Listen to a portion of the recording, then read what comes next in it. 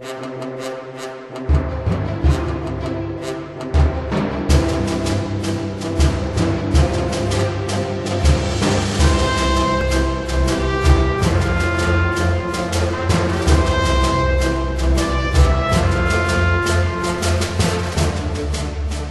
in the course of human events it becomes necessary for one people to dissolve the political bands which have connected them with another, and to assume among the powers of the earth the separate and equal station to which the laws of nature and the nature's God entitle them, a decent respect to the opinions of mankind requires that they should declare the causes which impel them to the separation. We hold these truths to be self-evident, that all men are created equal, that they are endowed by their Creator with certain unalienable rights, that among these are life, liberty, and the pursuit of happiness, that to secure these rights, governments are instituted among men, deriving their just powers from the consent of the governed, that whenever any form of government becomes destructive of these ends, it is the right of the people to alter or to abolish it, and to institute new government, laying its foundation on such principles and organizing its power in such form as to them shall seem most likely to affect their safety and happiness. Prudence indeed will dictate that governments long established should not be changed for light and transient causes. And accordingly all experience hath shown that mankind are more disposed to suffer, while evils are sufferable, than to right themselves by abolishing the forms to which they are accustomed.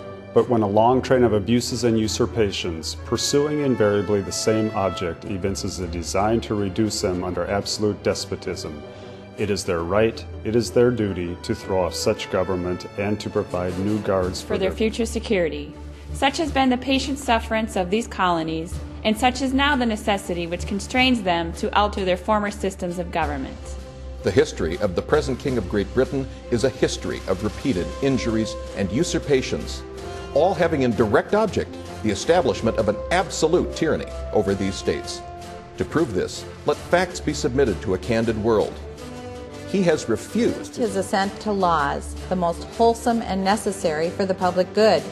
He has forbidden his governors to pass laws of immediate and pressing importance, unless suspended in their operation, till his assent should be obtained. And when so suspended, he has utterly neglected to attend to them. He has refused to pass other laws for the accommodation of large districts of people, unless those people would relinquish the right of representation in the legislature, a right inestimable to them and formidable to tyrants only. He has called together legislative bodies at places unusual, uncomfortable, and distant from the depository of their public records, for the sole purpose of fatiguing them into compliance with his measures. He has dissolved representative houses repeatedly for opposing with manly firmness his invasions on the rights of the people. He has refused for a long time, after such disillusions, to cause others to be elected, whereby the legislative powers, incapable of annihilation, have returned to the people at large for their exercise, the state remaining in the meantime exposed to all the dangers of invasion from without and convulsions within. He has endeavored to prevent the population of these states, for that purpose obstructing the laws of naturalization of foreigners, refusing to pass others to encourage their migrations hither, and raising the conditions of new appropriations of lands. He has obstructed the administration of justice by refusing his assent to laws for establishing judiciary powers. He has made judges dependent on his will alone for the tenure of their offices and the amount and payment of their salaries. He has erected a multitude of new offices and sent hither swarms of officers to harass our people and to eat out their substance. He has kept among us in times of peace standing armies without the consent of our legislators. He has effected to render the military independent of and superior to the civil power. He has combined with others to subject us to a jurisdiction foreign to our Constitution and unacknowledged by our laws, giving his assent to their acts of pretended legislation.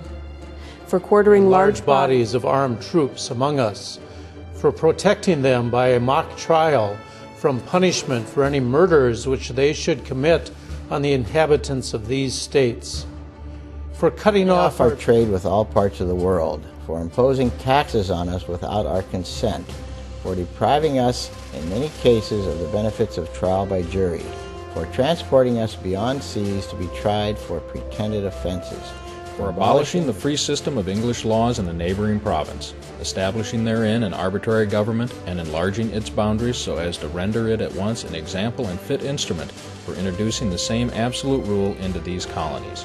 For taking away our charters, abolishing our most valuable laws, and altering fundamentally the forms of our governments, for suspending our own legislatures and declaring themselves invested with powers to legislate for us in all cases whatsoever. He has abdicated government here by declaring us out of his protection and waging war against us.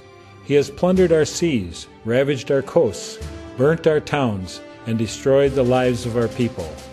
He is at this time transporting large armies of foreign mercenaries to complete the works of death, desolation, and tyranny already begun by the circumstances of cruelty and perfidy scarcely paralleled in the most barbarous of ages, and totally unworthy of the head of a civilized nation.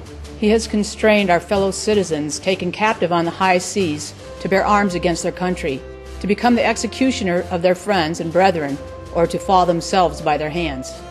In every stage of these oppressions, we have petitioned for redress in the most humble terms. Our repeated petition have been answered only by repeated injury. A prince whose character is thus marked by every act which may define a tyrant is unfit to be the ruler of a free people. Nor have we been wanting in attention to our British brethren. We have warned them from time to time of attempts by their legislature to extend an unwarrantable jurisdiction over us. We have reminded them of the circumstances of our immigration and settlement here. We have appealed to their native justice and magnanimity, and we have conjured them by the ties of our common kindred to disavow these usurpations, which would inevitably interrupt our connections and correspondence. They too have been deaf to the voice of justice and consanguinity. We must, therefore, acquiesce in the necessity which denounces our separation, and hold them as we hold the rest of mankind, enemies in war, in peace, friends. We, therefore, the representatives of the United States of America, in General Congress assembled, appealing to the Supreme Judge of the world for the rectitude of our intentions, do, in the name and by authority of the good people of these colonies, solemnly publish and declare that these united colonies are, and of right ought to be, free and independent states, that they are absolved from all allegiance to the British Crown, and that all political connection between them and the state of Great Britain is and ought to be totally dissolved, and that as free and independent states, they have full power to levy war, conclude peace, contract alliances, establish commerce, and to do all other acts and things which independent states may of right do. And for the support of this declaration, with a firm reliance on the protection of divine providence, we mutually pledge to each other our lives, our fortunes, and our sacred honor.